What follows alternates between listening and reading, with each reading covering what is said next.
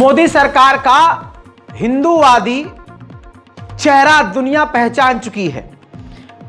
किस तरह से बाहर चिचिहाते हुए मोदी जी मुसलमानों से मिलते हैं और भारत के ही मुसलमानों को दबाने की कोशिश करते हैं, ये और इनकी पार्टी। फिलहाल नफरत का जो माहौल है वो अपनी चरम सीमा पर है। आप जहां कुछ भी देखेंगे सिर्फ मुसलमानों को डराने धमकाने वाली चीज़ देखेंगे, मुसलमानों के खिलाफ नफरत वाली चीज़ें देखेंगे। हकीकत यह है कि नाम लेंगे भगवान श्री राम का, लेकिन काम करेंगे नफरत वाले। यही शायद कलयुग है मेरे दोस्तों। जहां कहा जाता है कि भौकाल है, हमारे वाले का भौकाल है, तो उस भौकाल की असलियत ह्यूमन राइट वॉच डॉग 2024 की रिपोर्ट जनवरी में ही, अभी ये महीना भी आधा नहीं हुआ और रिपोर्ट खुलकर सामने आ गई है। और अमेरिकी ह्यूमन राइट वॉच डॉग की रिपोर्ट ने पिछले 3 सालों में जितनी रिपोर्ट पेश करी हैं उन सब में ये खराब रिपोर्ट है, मोदी सरकार की धज्जियां उड़ाते हुए। ये देखिए, ये ओरिजिनल रिपोर्ट लगा रहा हूं, आप इसकी website human right watch dog की जो ऑफिशियल वेबसाइट है www.hrw.org पर जाइए, इंडिया सेक्शन पर जाइए और वर्ल्ड रिपोर्ट 2024 में खोलकर आप इस पूरी रिपोर्ट को पढ़ और समझ सकते हैं। मेरे दोस्तों, मैं आपको बता दूं कि प्रधानमंत्री और भारतीय जनता पार्टी भाजपा के नेता नरेंद्र मोदी जी के नेतृत्व वाली भारत सरकार ने धार्मिक और अन्य अल्पसंख्यकों के साथ भेदभाव और उन्हें अपमानित करने वाली नीतियां लगातार जारी रखी। मेरे दोस्तों, ये जो जुमला मैंने 3 लाइन शुरुआत की इस रिपोर्ट का पढ़ा, ये अमेरिकी ह्यूमन राइट वॉच डॉग के आधिकारिक ऑफिशियल रिपोर्ट का पढ़ा। मैं आपको बता दूं, सैकड़ों पेज की इस रिपोर्ट में मोदी सरकार की सारी पोल खोल के रखी है। जैसे कि साफ तौर से इन्होंने लिखा है कि इस कारण मणिपुर, जहां नरजातीय संघर्ष में सैकड़ों लोग मारे गए, साथ ही देश के अनेक हिस्सों में सांप्रदायिक हिंसा की घटना में बढ़ोतरी हुई है। भाजपा शासित राज्यों में पुलिस अल्पसंख्यकों के खिलाफ अपराधों की समुचित जांच में विफल रही है, जबकि प्रशासनिक अधिकारियों ने पीड़ित समुदाय और साथ ही ऐसे पीड़ितों का विरोध करने वाले लोगों के खिलाफ सीधे दंडात्मक कार्रवाई की है। राष्ट्रीय मानव अधिकार आयोग जैसे संवैधानिक प्राधिकारों और बच्चों, महिलाओं, धार्मिक अल्पसंख्यकों, आदिवासी समूह और दलित के अधिकारों की रक्षा के लिए बनाए गए प्राधिकारों के स्वतंत्र रूप से न्याय नहीं किया। मेरे दोस्तों, इसी के साथ मैं बिल्कुल वही बता रहा हूं जो इस रिपोर्ट में लिखा हुआ है।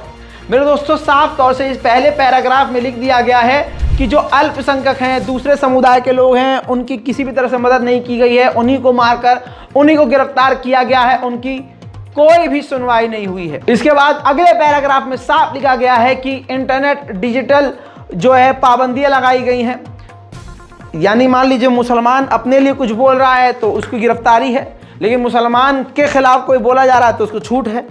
तो ये भी चीज़ लिखी गई है। अगला जो पैराग्राफ है वो जम्मू कश्मीर का है कि जम्मू कश्मीर से जो धारा 370 हटाई गई है उसके बाद वहाँ हालात अच्छे नहीं बल्कि बुरे हुए हैं।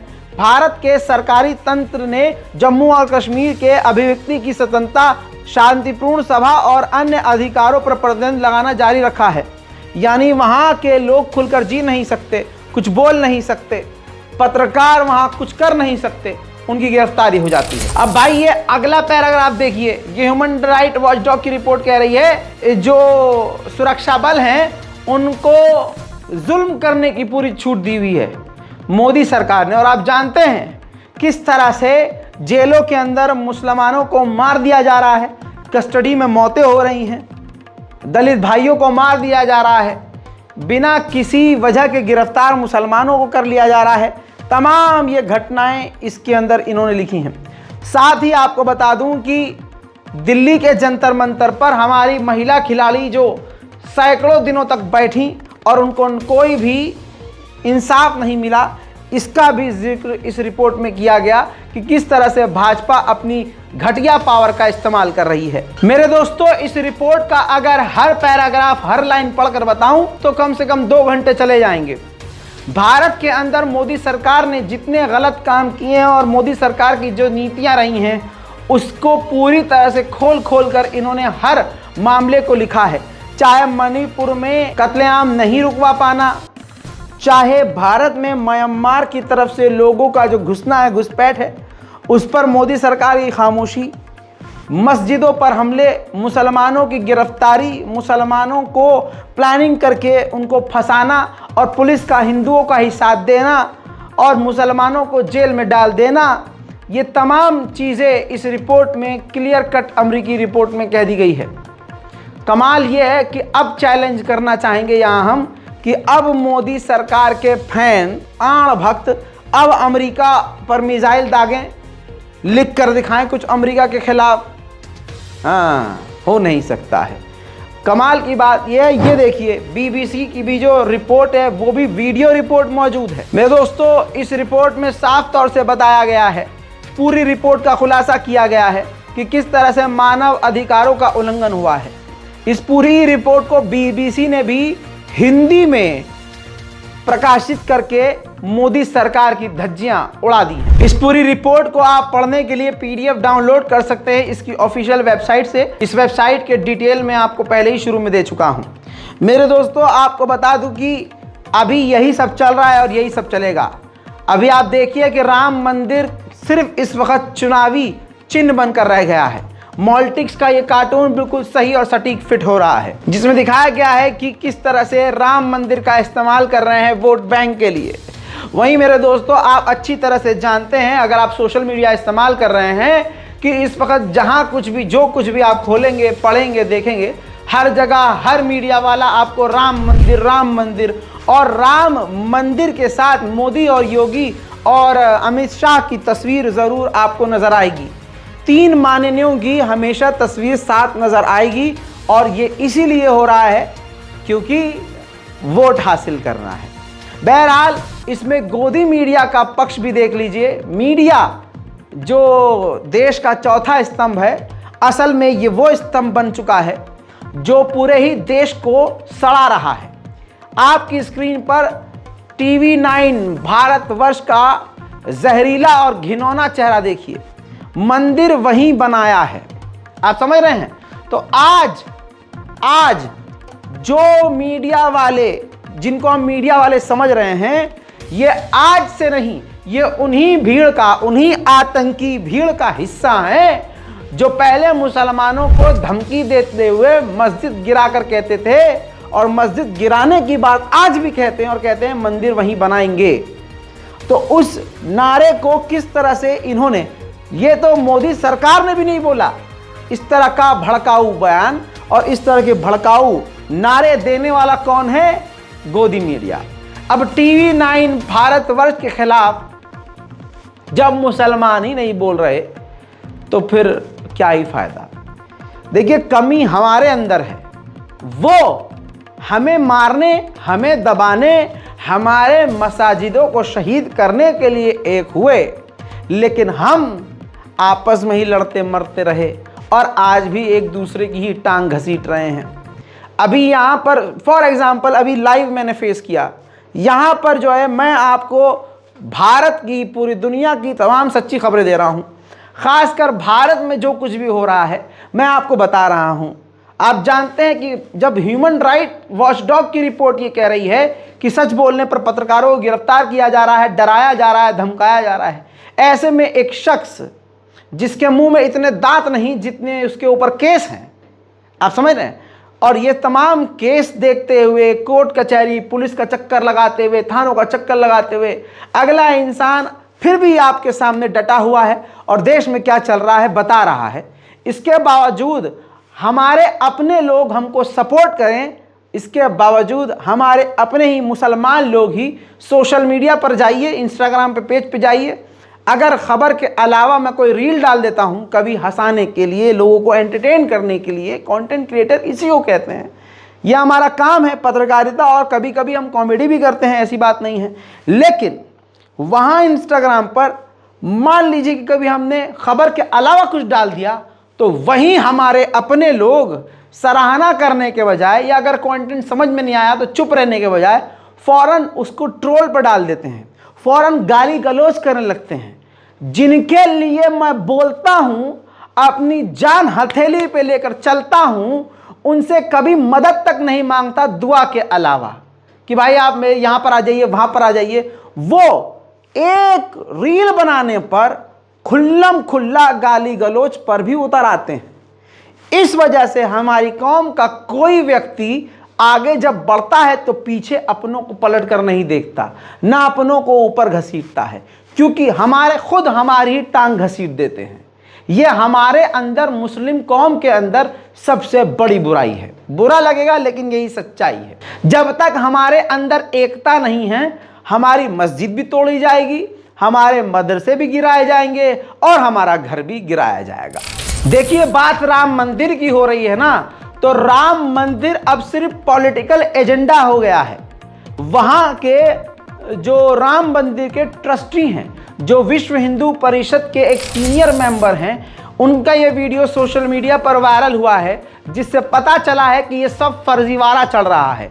राम मंदिर भी सिर्फ और सिर्फ इस्तेमाल करने के लिए भाजपा आगे आई है और सभी इसका इस्तेमाल कर रहे हैं। राम मंदिर के ट्रस्टी का ये वीडियो आपको सुनाऊंगा, जिसमें वो ये कह रहे हैं कि राम मंदिर का दरवाज़ा सोने से मढ़वाया है। इस पर लोगों ने कहा कि सोने के गेट की सुरक्षा कौन करेगा, एक दरवाजे की कीमत 60 करोड़ हो गई है। जिस पर चंपत जी ने कहा कि पुजारी की गर्दन काटेंगे और रात को ले जाएंगे। यहाँ तो अयोध्या है, किसी की जान जाती होगी तो चली जाए, मैं तो वहाँ जाऊँगा नहीं कभी भी। यानी ये राम मंदिर नहीं जाएंगे, क्योंकि अब वहाँ ख़तरा है और इन कोई भी गेट जो है उखाड़ के ले जा सकता है गर्दन काट के।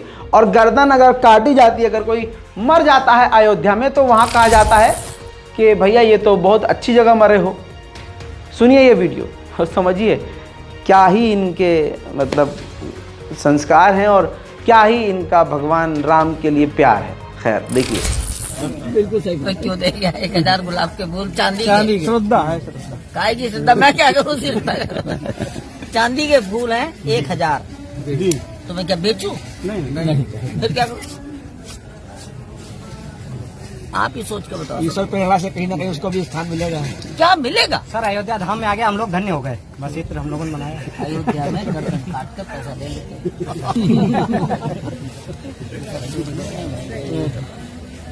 हमने अपने दरवाजे में सोना मढ़वाया, मढ़वा तो दिया, करे से कौन करेगा? एक दरवाजे की कीमत 60 करोड़ हो गई।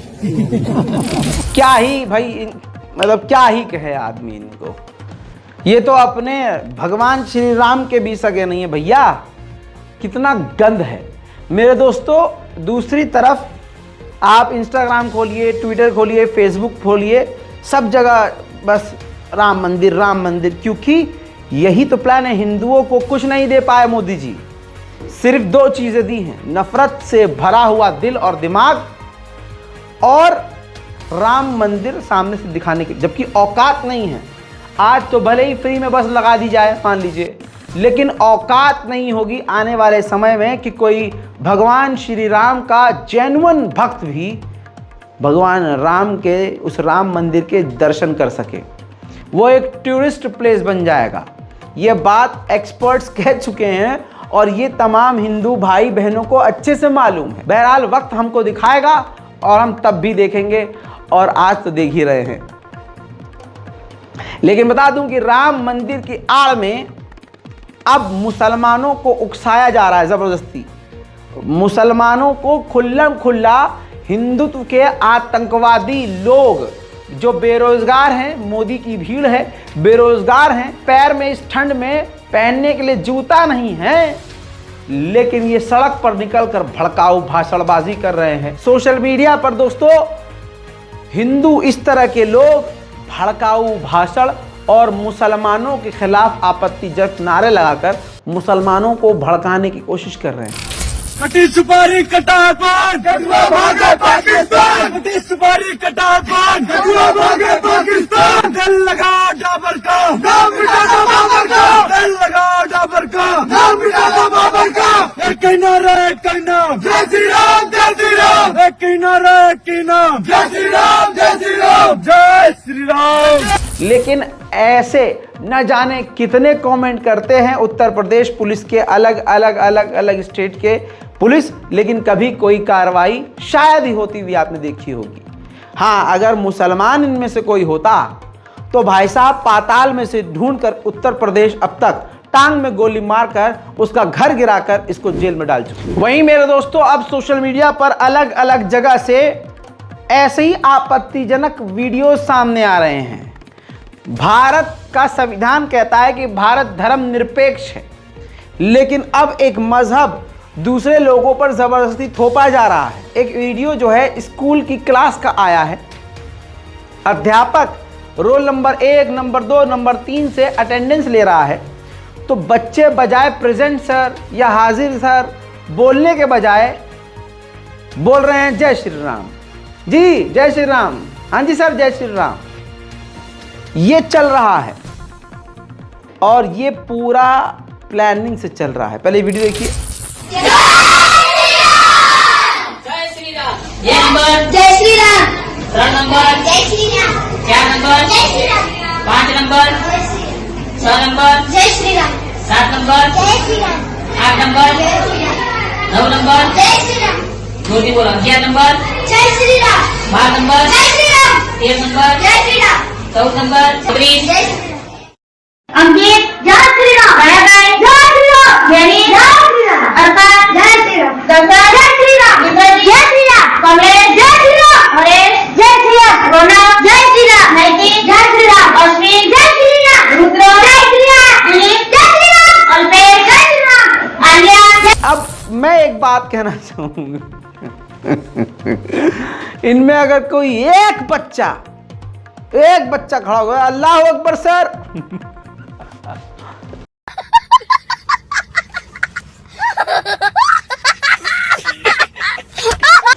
ये जितने भी नारेबाजी चल रही है ना, सब धरी की धरी रह जाएगी।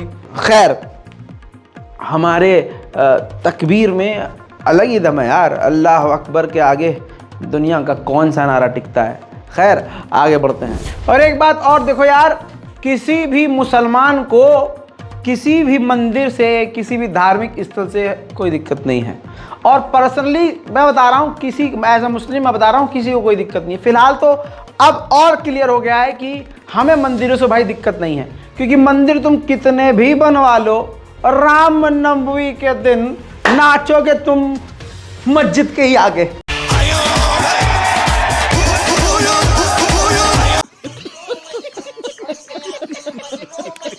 मेरे दोस्तों, हिंदूवादी भड़काऊ चैनल सुअरे चक्रवाणे, जिसका मालिक है, गोबर दर्शन चैनल का नाम है, उसका जहरीला पत्रकारिता पे लानत जो भेजने पर मजबूर कर देता है।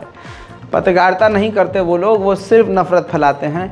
उस कुमार सागर का, जी हाँ, अकाउंट, ट्विटर अकाउंट जो है वो सस्पेंड कर दिया है ट्विटर ने। जी हाँ, जिसका दर्द भरा स्क्रीनशॉट सुअरेश चक्रवाणे ने शेयर करते हुए कहा है कि हमारे रिपोर्टर सागर का अकाउंट एक्स ने बंद कर दिया है, गलत है। एलन मस्क से हम कुमार सागर के खाते को वापस देने की मांग कर रहे हैं। हम तो ये कह रहे हैं कि सुअरेश को शुक्र मनाना चाहिए कि इसका अकाउंट ब्लॉक नहीं हुआ। हालांकि एक बात क्लियर है, ये जो सुअरेश चक्रवाणे हैं, इसका डायरेक्ट संबंध मोदी जी से है। ये ऑर्डर पर काम करता है, मेरा ये पर्सनल मानना है, ये मेरी पर्सनल जो है सोच है, बल्कि मैंने जो नज़र रखी हुई है इसकी हरकतों पर, तो इससे लगता है कि ये मोदी जी से आदेश लेकर ही इस तरह के जहर फैला रहा है। तो आज इसके किसी साथी का अगर ट्विटर अकाउंट ब्लॉक हुआ है तो वो कल चालू भी हो सकता है ऊपर से कॉल चली जाए और ट्विटर हो, फेसबुक हो, इंस्टाग्राम हो, ये सब के सब एक इशारे पर फ़ौरन एंटी मुस्लिम हरकत करना शुरू कर देते हैं। देखिए, मैंने पहले भी बोला है और लगभग 3 साल से मैं बोलता आया हूँ, मुझे अपने प्रधानमंत्री माननीय मोदी जी और भाजपा पर और उसकी ताकत पर पूरा भरोसा है। मैं किसी पार्टी को, भारतीय जनता पार्टी के आगे किसी पार्टी की कोई औकात ही नहीं है, और हमारे शक्तिमान मोदी जी के आगे तो कोई टिक ही नहीं सकता है। उसकी वजह यह है कि ईवीएम ही उनके हाथ में है ससुरी। ये देखिए, जहां हमारा जो चुनाव आयोग है खुल्लम खुल्ला बोलता है कि नहीं नहीं, ईवीएम में गड़बड़ नहीं, ईवीएम में कोई चोरी नहीं हो सकती। ये देखिए हरियाणा के पानीपत में नकली ईवीएम मशीनों की धरपकड़ हुई है। नकली ईवीएम, ये सरेआम देख लो, लोकतंत्र की हत्या, ये देख लो लोकतंत्र की हत्या। मेरे दोस्तों, एक झुंड अभी गू के नशे में है। उनको लग रहा है कि अभी बहुत अच्छा चल रहा है, मजा आ रहा है, लेकिन आपको बता दूं कि ये जो पागल बिल्डोजर का पागल ट्रेंड शुरू हुआ है ना, इसकी वजह से बहुत देश का नुकसान होने वाला है। भले ही ये बिल्डोजर मुसलमानों पर ज़्यादा चलता है, लेकिन कहने वाला कह गया था कि लगेगी आग तो आएंगे घर की इज्जत में। अब मध्य प्रदेश का एक दर्दनाक वीडियो आया है। आपके लिए दर्दनाक हो ना हो, लेकिन गरीब के लिए बड़ा दर्दनाक है। हिंदू दुकानदार की ठेली को बिल्डोजर ने अतिक्रमण बताकर तोड़ दिया। लगेगी आग तो आएंगे घर की इज्जत में।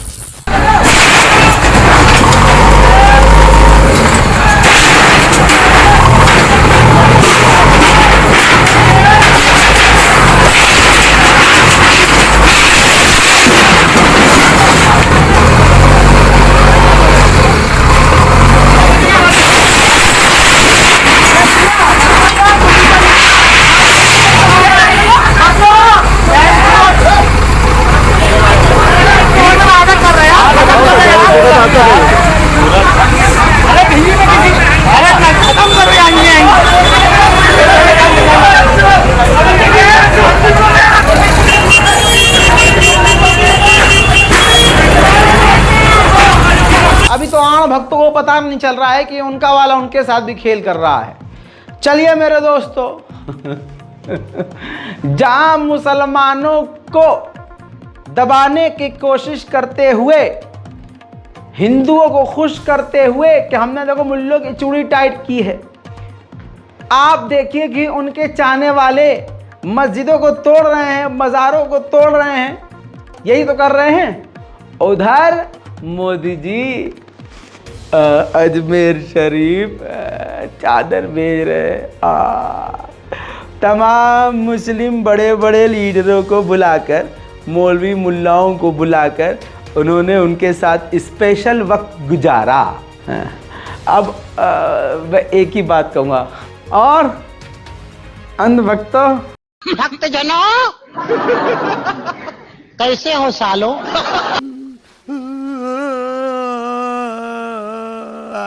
मेरे दोस्तों, मानव अधिकार आयोग ने जो रिपोर्ट में लिखा है वो लाइव होता हुआ आपको दिखा देता हूं।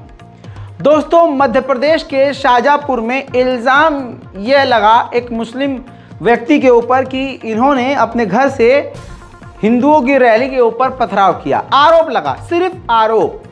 और मैंने कुछ दिन पहले दिखाया था कि हिंदुओं के एक नेता भाषणबाजी में कह रहे हैं हिंदुओं को खुश करने के लिए कि चिंता मत कीजिए, बहुत खतरनाक कार्रवाई करेंगे, चुन चुन के इनके खिलाफ कार्रवाई करेंगे, पुलिस हमारा साथ देगी। जैसे पुलिस इनके बाप की है और है भी इनके ही बाप की, साफ सीधी बात। तो देखो, ये है, पुलिस मुसलमानों की कहाँ सुनती है, ये बात सबके समझ में आती है। तो वो बयान तो मैं नहीं दिखाऊंगा, लेकिन ताज़ा तस्वीर दिखाऊंगा कि उसमें ये कहा गया और ये भी कहा गया कि उनका घर भी तोड़ेंगे, मुल्लों का हम घर भी तोड़ेंगे। अब हुआ यही कि अभी आरोप सिद्ध नहीं हुआ, ये देखिए मकान को तोड़ दिया गया, उस मुस्लिम व्यक्ति के मकान को, आशियाने को उजाड़ दिया गया। आरोप यह है कि बिना किसी जांच और आरोप सिद्ध हुए घर तोड़ दिया गया। प्रशासन का ये रवैया साफ दर्शाता है कि जिसकी सरकार होती है उसका ही कोर्ट होता है, उसका ही जज पुलिस प्रशासन और उसी का ही सुप्रीम कोर्ट होता है।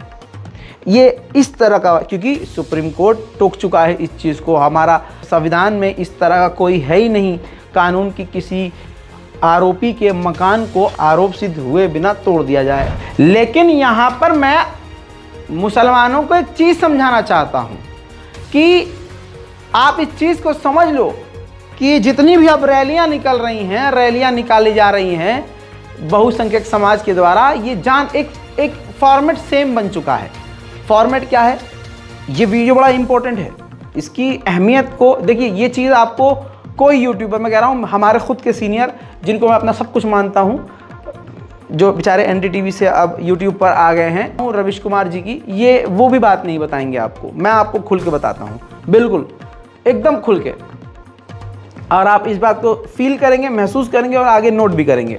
यही हो रहा है और होता रहेगा। हिंदुओं का कोई त्यौहार आता है, स्पेशली उस त्यौहार के अंदर अगर कोई रैली हो या ना हो, ज़बरदस्ती एक रैली ऑर्गेनाइज की जाती है, हिंदू संगठन फौरन उसमें इन्वॉल्व होते हैं।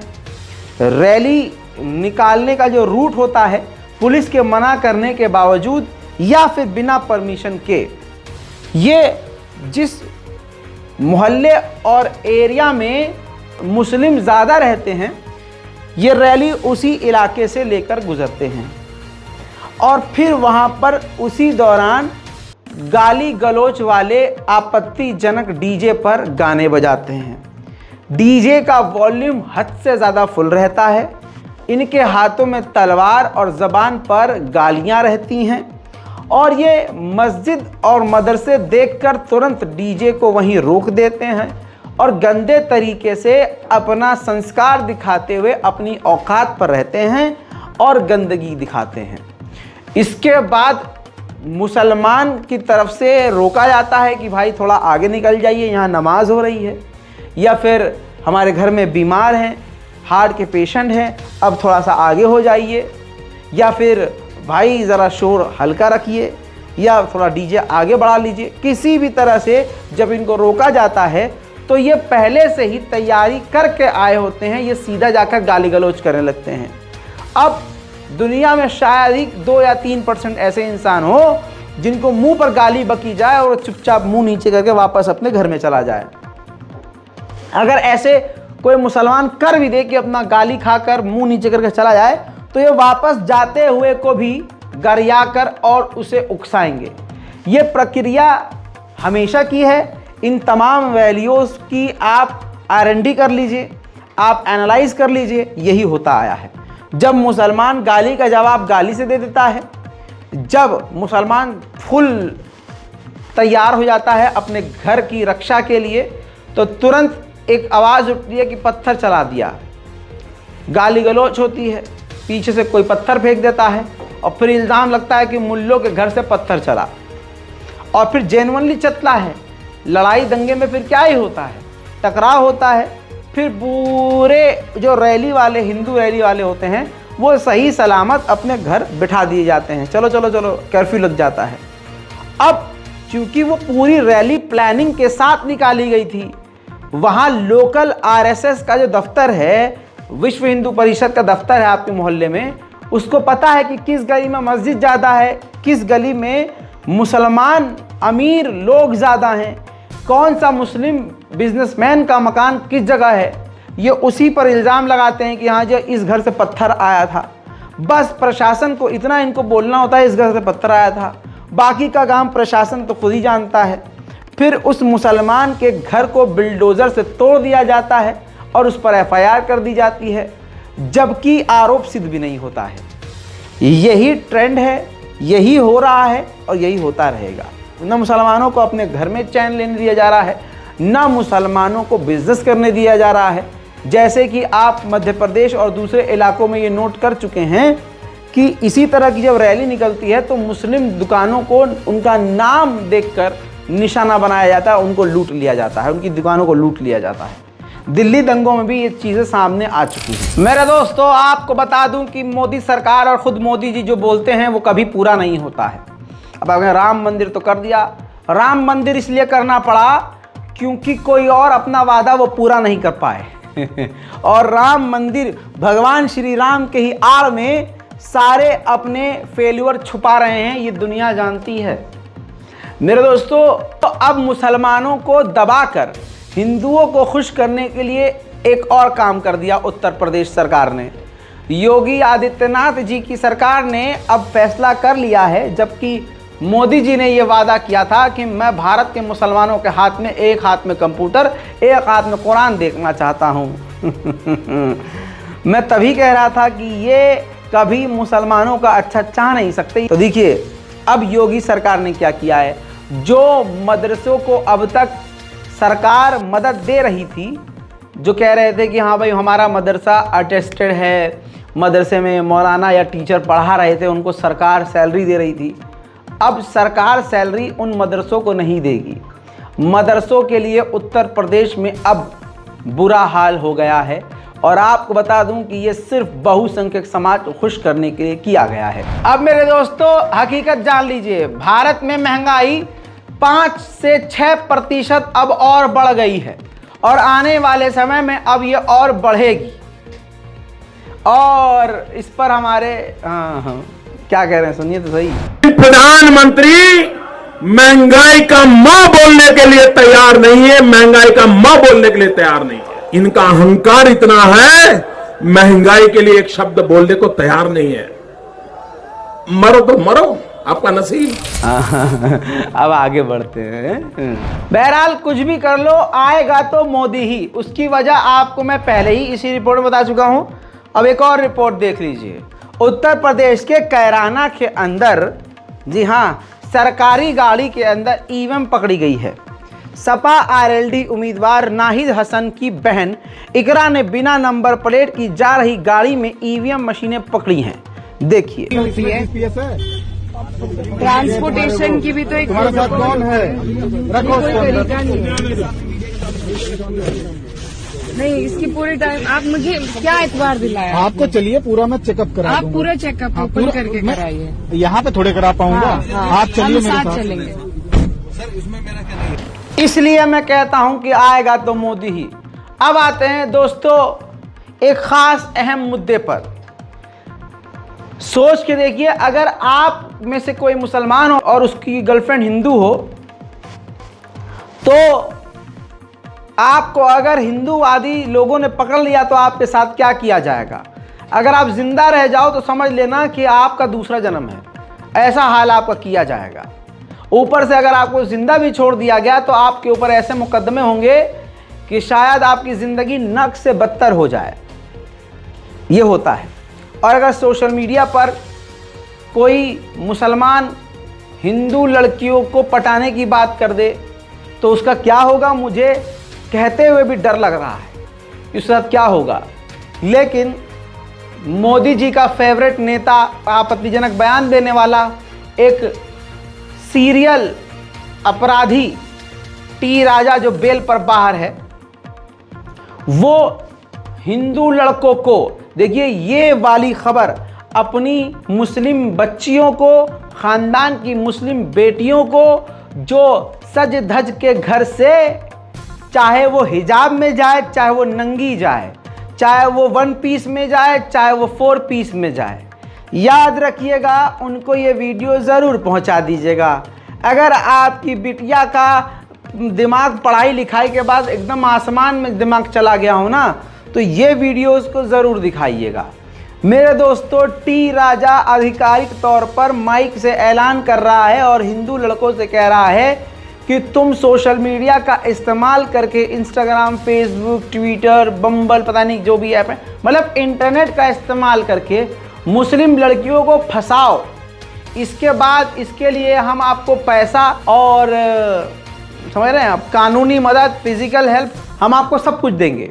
तो यानी लड़कियों, मुस्लिम लड़कियों को बिस्तर पर ले जाकर उनके साथ सेक्स करने, उनकी नंगी वीडियो बनाकर उनको ब्लैकमेल करने और उनको वैश्यावृत्ति में डालने का पूरा प्लान हिंदूवादी संगठन और ये टी राजा चला रहे हैं और माइक से ऑनलाइन ऐलान कर रहे हैं। लेकिन इनके खिलाफ कोई कार्रवाई नहीं हो रही है और ना होगी, क्योंकि इसीलिए तो इसको दोबारा से पार्टी से निकाल वापस डलवाया है मोदी जी ने, क्योंकि इन्हीं के बयानों की वजह से मुसलमान भड़कता है और ये नफरत फैलाकर मोदी जी को खुश करते हैं।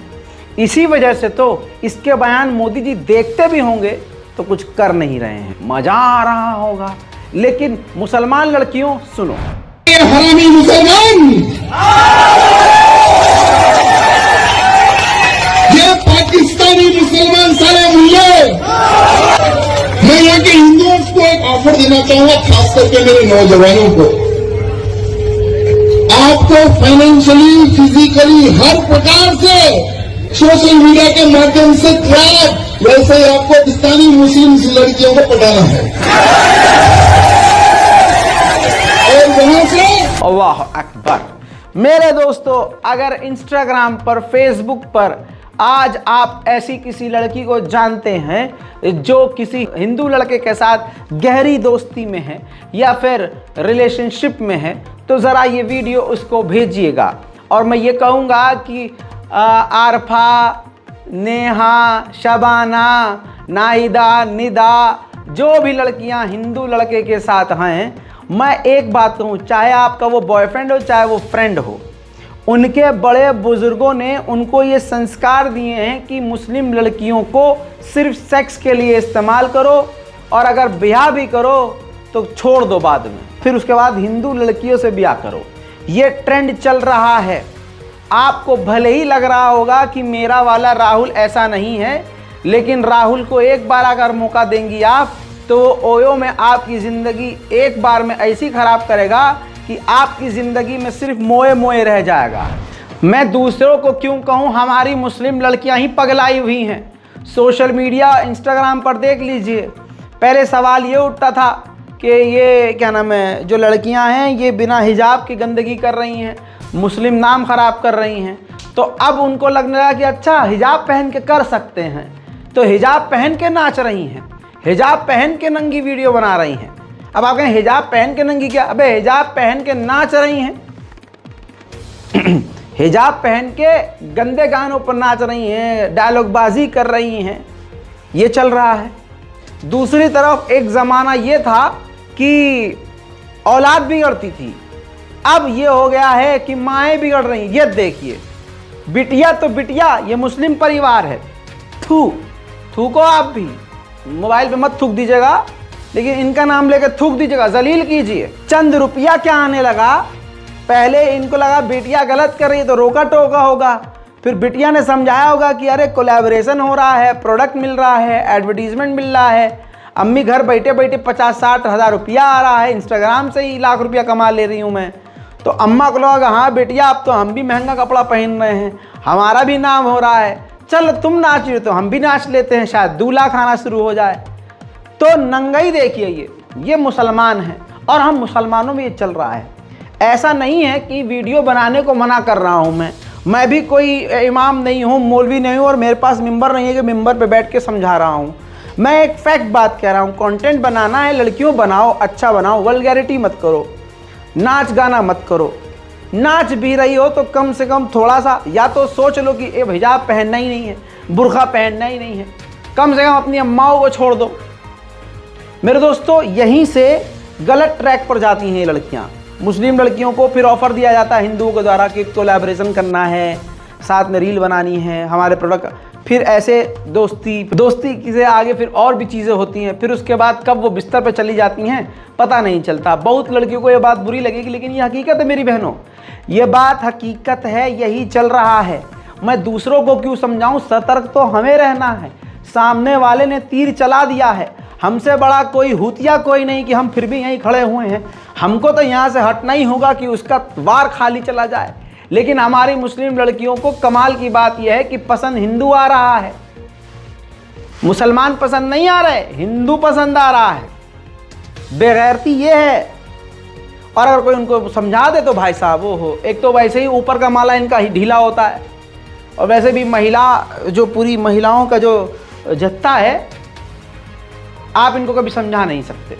लेकिन खैर, अब एक नया ट्रेंड ये चल रहा है कि शादीशुदा महिला, एक लड़की, मुस्लिम लड़की शादीशुदा है, मियाँ है उसका, लेकिन वो हिंदू लड़के के साथ पकड़ी गई है। मुझे नहीं पता कि ये वीडियो बनाकर सोशल मीडिया पर डालना उन मुस्लिम लड़कों ने सही किया या गलत किया, लेकिन भाई कम से कम ये सामने तो आई बात कि देखो ये भी चल रहा है, नया ट्रेंड है। देखिए, कंप्लेंट भी कर ले, तू टेंशन मत ले जरा भी। हाँ। तेरे हस्बैंड को तेरा नंबर दे दे, नंबर दे दे हस्बैंड का, हम बोल लेंगे उसको क्या भाई तेरा और जहाँ काम करती है बराबर।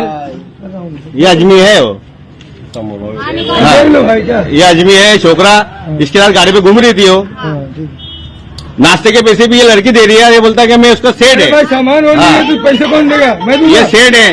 अब पहले क्या बोली तूने? सेठ तूने बोली ना, क्या मेरा सेठ है, खड़े हैं, ऑफिस में काम करती हूँ, मेरा सेठ है बोले ये देखो मुसलमान ऐसा काम कर रहे हैं अभी। अल्लाह अकबर। मैं तो अपने दोस्तों से सुन रहा था कि हाँ ये चल रहा है, लेकिन भाई ये खुला खुला चल रहा है मुस्लिम लड़कियों में और हमारे मुसलमानों में। एक अब मैं लड़कों से कहना चाहता हूँ, उत्तर प्रदेश में बहुत हो रहा है। अबे भाई ये बगैर शादी कर लेते हैं, ये लड़के उत्तर प्रदेश के शादी कर लेते हैं लड़कियों से। शादी करने के तुरंत 2-3 महीने बाद ये चले जाते हैं सऊदी, कुवैत, दम्माम, बहरैन। अब वहाँ से आ रहे हैं 6-7 साल बाद और यहाँ उनके 3 बच्चे हैं। अब वो बच्चा कहता अम्मा ये कौन है? बेटा पापा हैं तुम्हारे। 2 बच्चे कैसे हो गए पीछे से भाई साहब? अब मेरे को पता चला, अच्छा हमने भी थोड़ा 2-4 दिमाग में लगाया, अच्छा इसका पति तो वहाँ था, बच्चा कैसे हो गया? अब लोगों को पता ही नहीं है। आप समझ रहे हो, बोलना चाह रहा हूँ लेकिन वो वल्गर हो जाएगा, इसलिए यहीं पर इसको रोक रहा हूँ। उत्तर प्रदेश के लड़कों से अपने यही कहूँगा कि भाई देखो, अगर ब्याह कर रहे हो तो बीवी अपने साथ रखो। भाई क्या फ़ायदा, बीवी तुम यहाँ छोड़ के जा रहे हो, अपना तुम पौधा यहाँ छोड़ के जा रहे हो, वापस आ रहे हो और तुम्हारा पौधा खिला हुआ मिल रहा है, तो इसका मतलब यह है पानी कोई और डाल रहा है। हालांकि थोड़ा वल्गर हो गया है। कंट्रोल कंट्रोल, ये कुछ तो हो रहा है ना। तो देखिए, या तो अपनी पत्नी को साथ लेके जाओ, या तो भाई अपने मुल्क में रहो, कम कमाओ लेकिन परिवार के साथ रहो। इस रिपोर्ट को दबाकर शेयर कीजिए और अपनी राय कमेंट में ज़रूर लिखिए। जय हिंद।